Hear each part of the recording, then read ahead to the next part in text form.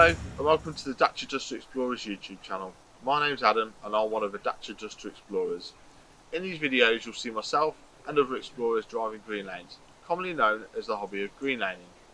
Some of these lanes can be easy, some can be incredibly difficult if not dangerous, but all offer a beautiful feeling of escapism.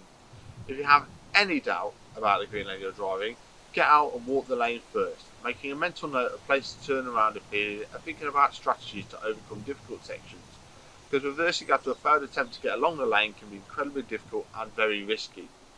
We abide by the Green Lane Association Glass Code of Conduct for driving these lanes and respect all others using the lanes, including horse riders and walkers, as we all have a part to play in keeping these routes open for everyone.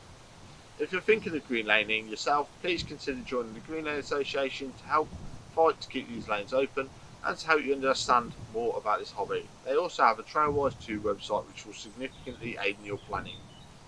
Please don't forget to like and subscribe to the YouTube channel to get updates on new videos and check out our previous massive video collection.